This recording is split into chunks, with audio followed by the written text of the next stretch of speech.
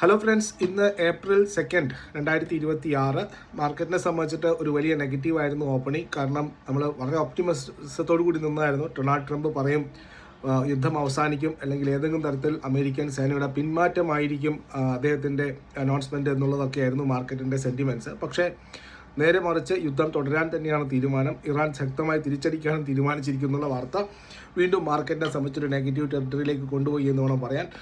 ഏകദേശം 450 പോയിന്റിന് മുകളിൽ ഇടിഞ്ഞ നിഫ്റ്റി ഇപ്പോൾ 316 പോയിന്റായിട്ട് കുറഞ്ഞിട്ടുണ്ട്. ചെറിയൊരു റിക്കവറി കാണിക്കുന്നുണ്ട്. അതായത് ഓയിൽ പ്രൈസിൽ വീണ്ടും ഈ ഡൊണാൾഡ് ട്രംപിൻ്റെ ഈ ഒരു എസ്കലേഷൻ വീണ്ടും തുടരുമെന്നുള്ള വാർത്തയ്ക്ക് ശേഷം ക്രൂഡിലും നല്ല രീതിയിലുള്ള അപ്സൈഡ് വന്നു. $105 ഇന്ന് ഏകദേശം $6.800 വിൽസിനോട് അടുപ്പിച്ച് മാർക്കറ്റിൽ ബ്രണ്ടിൻ്റെ പൈസയും കൂടിയിട്ടുണ്ട്. മാർക്കറ്റ് അത് നെഗറ്റീവായിട്ട് എടുത്തു. ചെറിയൊരു റിക്കവറി കാണുന്നു. ഇനിയിപ്പോൾ അടുത്ത പ്രധാനപ്പെട്ട നിഫ്റ്റിയുടെ സപ്പോർട്ട് എന്ന് പറയുന്നത് 21,750 ആ റേഞ്ചിൽ മാത്രമാണുള്ളത്. പ്രധാനപ്പെട്ട സപ്പോർട്ട് എന്ന് പറയുന്നത് മൾട്ടിപ്പിൾ ഒരു അൾട്ടിമേറ്റ് സപ്പോർട്ട് എന്ന് പറയുന്നത്. അല്ലാതെങ്കിൽ ഈ ഒരു റേഞ്ച് എപ്പോഴും ഷെയ്ക്കായി വരും. പക്ഷേ ഫണ്ടമെൻ്റൽസും ടെക്നിക്കലും ഒന്നും വർക്ക് ചെയ്യുന്നില്ല. ഇപ്പോൾ ന്യൂസ് ബേസ്ഡ് ആയിട്ടുള്ള കാര്യങ്ങളാണ് പ്രത്യേകിച്ച് നടന്നുകൊണ്ടിരിക്കുന്നത്. വളരെ സ്പെസിഫിക് ആയിട്ടുള്ള സ്റ്റോക്ക് സ്പെസിഫിക് ആയിട്ടുള്ള ആക്ഷൻസ് മാത്രമേ നടക്കുന്നുള്ളൂ.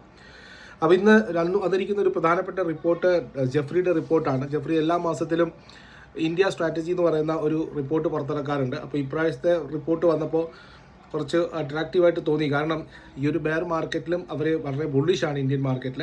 ഇന്ത്യൻ മാർക്കറ്റ് എപ്പോഴും ഓവർ വാല്യൂഡ് എന്ന് പറഞ്ഞിട്ട് റിപ്പോർട്ട് ചെയ്യുന്ന ഒരു ബ്രോക്കിംഗ് ഫേം ആയിരുന്നു ജെഫ്രീസ്. സോ ഇപ്പോൾ അവർ പറയുന്നത് ഇന്ത്യൻ മാർക്കറ്റ് കുറച്ച് അട്രാക്റ്റീവായിട്ട് വന്നിരിക്കുന്നു ഈ ഒരു കറക്ഷന് ശേഷം എന്നുള്ളതാണ് ഈ ഒരു റിപ്പോർട്ടിൽ കാണിക്കുന്നത്. അവർ പറയുന്ന 3 സിനാരിയോ ആണ്. അതായത് ഏകദേശം ഏറ്റവും നല്ല സിനാരിയോ ഈ ഒരു യുദ്ധമൊക്കെ കഴിഞ്ഞ് സിറ്റുവേഷനൊക്കെ ഒന്ന് കാമായി കഴിഞ്ഞാൽ ബുൾ കേസിൽ നിഫ്റ്റി 28,000 വരെ ഈ സാമ്പത്തിക വർഷം പോകാമെന്നുള്ളതാണ്. അതുപോലെ തന്നെ ഏറ്റവും മോശമായ സ്ഥിതിയിൽ 22,400 അവരുടെ ടാർഗറ്റ്. അതേസമയം ബേസ് കേസിൽ 25,000 സ്റ്റെബിലൈസ് ചെയ്യുന്നുള്ളതാണ്. അപ്പോൾ ഇതാണ് 3 കേസ് സിനാരിയോ അവർ പറയുന്നത്.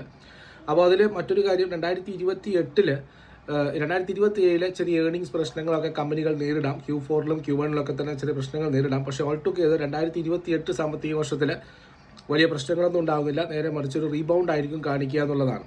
അവർ പ്രധാനമായിട്ടും പറയുന്നത് ബാങ്കുകളിൽ, അതായത് HDFC bank, ICICI bank, axis bank, ഈ 3 ബാങ്കുകളിലും അവർ ഓവർ വെയ്റ്റ് ബൈങ് ആണ് റെക്കമെൻഡ് ചെയ്തിരിക്കുന്നത്. അതുപോലെ തന്നെ ഫാർമ സ്പേസിൽ സായി ലൈഫ് സയൻസ് എന്ന് പറയുന്ന കമ്പനിയും അവർ ടാർഗറ്റ് റേറ്റിലേക്ക് കൊണ്ടുവന്ന് അവരുടെ പോർട്ട്ഫോളിയോയിലേക്ക് കൊണ്ടുവന്നിരിക്കുന്നു.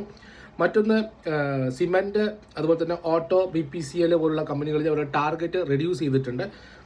അതുപോലെ മറ്റൊന്ന് പ്രധാനപ്പെട്ട കാര്യം ഇത്രയും കാര്യങ്ങളാണ് പറഞ്ഞിരിക്കുന്നത്. മറ്റുള്ള റിയൽ എസ്റ്റേറ്റ് സെക്ടറിലും അട്രാക്റ്റീവ് ആയിട്ടുള്ള സെഗ്മെൻ്റ് ആണ് തോന്നുന്നതെന്നാണ് പറയുന്നത്. ജെഫ്രിയുടെ റിപ്പോർട്ടാണ് നിങ്ങളുടെ മുന്നിലേക്ക് പ്രസൻറ്റ് ചെയ്യുന്നത് മാത്രം.